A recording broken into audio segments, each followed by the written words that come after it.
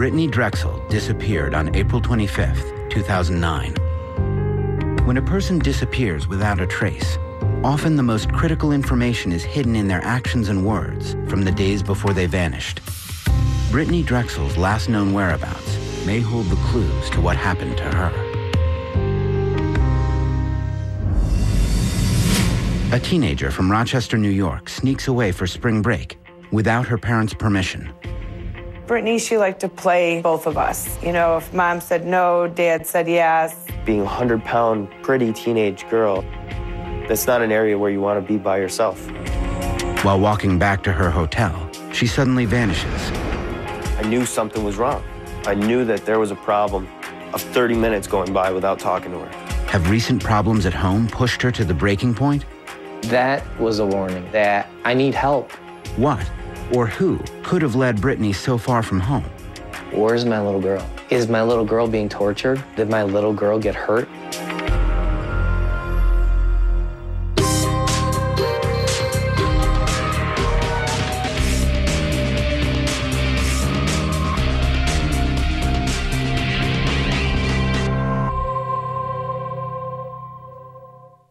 I met Brittanee, I believe I was 15, she was 14. We became best friends, got to know each other, and been so close ever since. She used to like to joke around a lot, laugh. Just her smile just made you smile back. She was such a fun-loving girl and just smiling all the time. April 22nd, 2009. It's spring break for high school students in Rochester, New York. And with a long winter barely behind them, 17-year-old Brittanee Drexel is ready for some warm sunshine. It's a long-standing rite of passage in the Rochester area for high school seniors to spend part of the week-long break in Myrtle Beach, South Carolina. Just kids, no parental supervision. There was about 30 or 40 kids going down to Myrtle Beach, and it's kind of a tradition for them to go down there.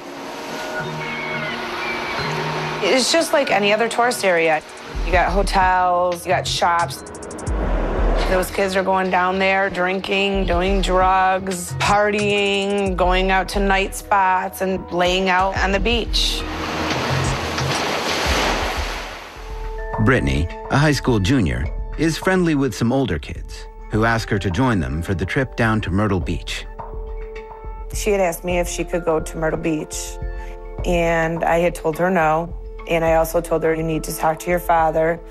I know he wouldn't have allowed her to go, but, you know, she still needed to talk to both of us. And, you know, Brittanee, she liked to play both of us. If mom said no, dad said yes. Dawn and Chad Drexel have recently decided to divorce. Their separation has taken a toll on Brittanee and her two siblings. That Tuesday, Dawn called, 8-ish or something at night. Said, your daughter's not listening to me. She's bringing up the spring break. She wants to go down. According to Chad, Brittanee had recently been sleeping late and skipping school. In his mind, it was no time for her to be going on vacation without parental supervision. So I told her, Brittanee, what's going on? Where are you telling your mother that you want to go to spring break? You're not going anywhere. Silence. She didn't say nothing. Do you understand me, Brittanee? Yeah.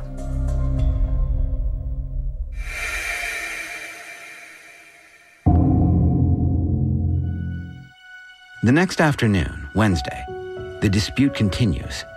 Brittanee is so upset, she storms out of the house. She calls her boyfriend, John Greco, and asks him to pick her up. John, who has been dating Brittanee on and off for over 2 years, knows how much Brittanee wants to get away for spring break. Her junior year was a tough year for her. She was dealing with her family being in a divorce. Any problem that me and her would have would escalate the anxiety that she was carrying. Brittanee's close friend Tara has seen how hard junior year has been for her classmate. She just wanted to hang out with her friends, just not have to stay home. She wanted to go away for spring break. She wanted to just be able to have fun for a week outside of Rochester. In the months before her disappearance, Brittanee has had her share of problems. She overdosed twice on her mom's pain medication. Both times are after a major breakup with John. Brittanee's father believes she was feeling the strain of her parents' divorce as well. In my heart, I felt like this is all my fault because I left the house and now all these things are happening. I went straight to the hospital. They pumped her. She didn't take as many as everyone thought. But that was a warning that I need help. I could remember the look on her face. Her face was just all red and she was just crying. Tears were just coming down her face. And I looked at her and I said, Britt, why would you do this? Why? Nothing in life is that bad to do this. Brittanee began seeing a counselor and eventually reconciled with John. This kind of troubling behavior was unusual for her. Brittanee had been a carefree child. She talked about becoming a nurse and was also passionate about soccer. She was just the fastest on that field, no matter what team she played. It's the one thing that every coach always said was, I've never seen a girl that fast. Brittanee, she's energetic, happy-go-lucky. She was the type of person that would walk into a room, no matter if it was the most depressing day of the week, she would light up that room.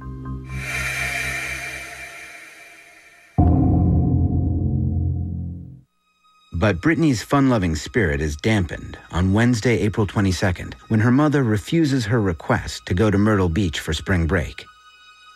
Brittanee vents to her boyfriend, John, after leaving the house in a huff.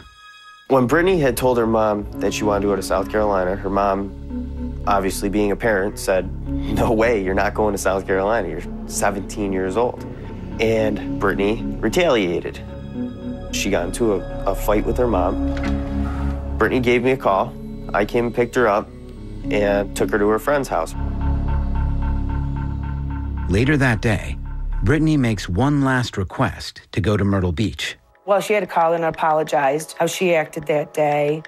She says, Mom, can I go to Myrtle Beach? And I told her no. And she goes, why?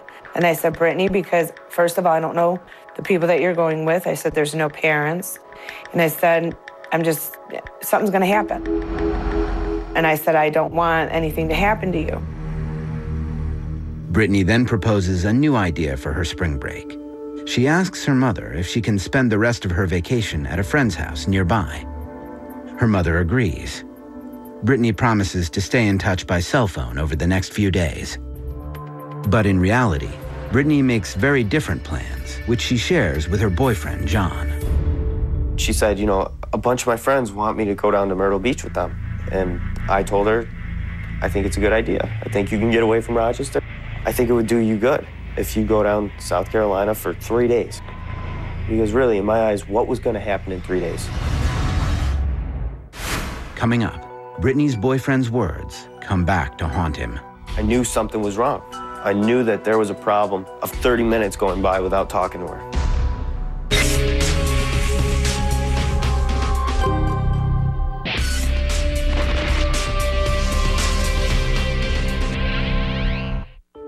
Days before 17-year-old Brittanee Drexel disappears, she has an emotional fight with her mother, Dawn, who has refused to let her go to Myrtle Beach, South Carolina for spring break.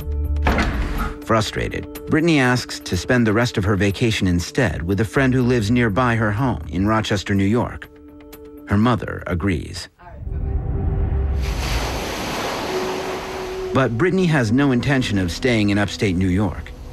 She decides to make the trip to Myrtle Beach, South Carolina, over 14 hours and 6 states away. She visits her boyfriend John at work before leaving. It's a difficult memory for me to think about because I had that running in the back of my head, just as everybody does when they're saying goodbye to somebody for a period of time. I think, you know, what if this is the last time I see them? What if something happens? But then I pushed those thoughts to the side and thought, it's only 3 days.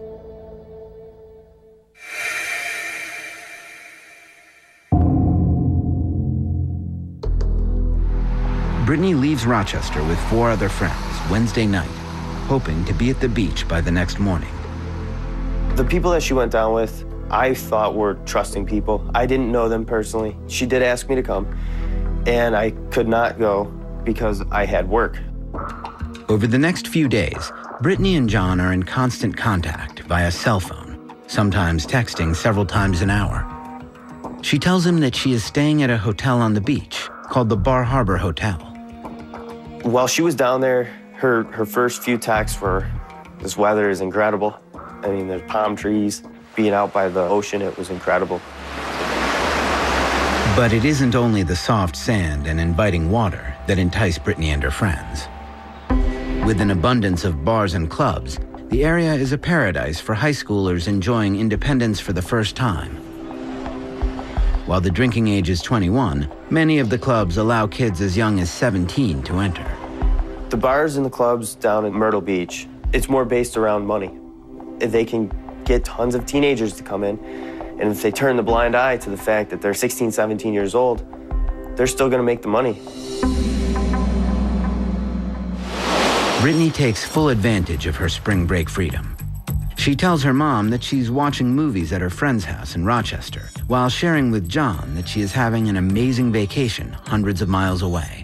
She was having a ton of fun. She was out having a good time, living the spring break life. She was with a bunch of her friends, having a good time. But by the second day, all that changes. Brittanee starts feeling alienated from her friends. Brittanee had told me that they were using a lot of drugs. She wasn't into the drug scene, and therefore she tried to exclude herself from that, and she tried doing things on her own. She walked to the restaurant by herself. She walked down to the beach by herself. Clearly, being in South Carolina, being a 100-pound, pretty teenage girl, that's not an area where you want to be by yourself.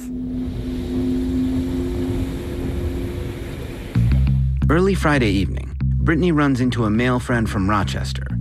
20-year-old Peter Brozowitz works for several local Rochester nightclubs.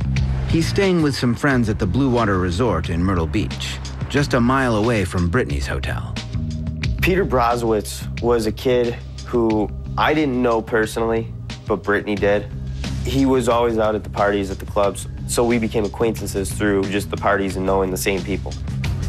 I assumed, being a good friend to Brittanee, that he would watch over her.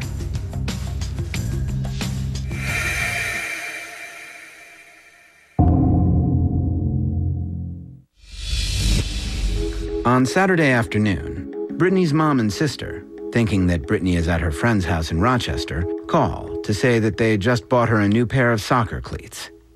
They ask about her plans that day, now that the weather has suddenly shot up into the 80s, unusually warm for Rochester in April. I asked her where she is, and she says I'm at the beach. Now, it was a decent day here in Rochester, and I thought she was at Charlotte Beach. Charlotte Beach in Rochester is just 20 minutes from Brittanee's house. Dawn still believes that Brittanee is nearby and is being supervised by her friend's parents. I had talked to her and also had to talk to a parent. She had put someone on the phone, I don't know who that was, and, said that it was okay for Brittanee to stay there. And I asked Brittanee what she had planned on doing later. And she said, well, we're gonna go over to my friend's house and we're just gonna watch movies and not do too much of anything. Brittanee tells her mom that she'll return home the next day and thanks her for letting her spend the past few days with her friends. She goes, I'll see you tomorrow, and then I love you. And I said, okay, I love you too. And then we hung up. A seemingly normal conversation will soon take on tragic significance. It becomes the last time Dawn talks to her daughter before she disappears. Meanwhile, Brittanee decides to meet up with her friend Peter. Before she goes, she borrows a pair of shorts from one of her friends. At around 8 o'clock, Brittanee texts John en route to meet Peter at the Blue Water Resort. She continues to report that she is having a miserable time and that she is looking forward to coming home the next day. She hated being down there, and she didn't like the people she went down with. Shortly after arriving at the Blue Water Resort, Brittanee receives a text from her friend saying she wants her shorts back so she can wear them that night. Annoyed, Brittanee tells Peter she has to walk back to her hotel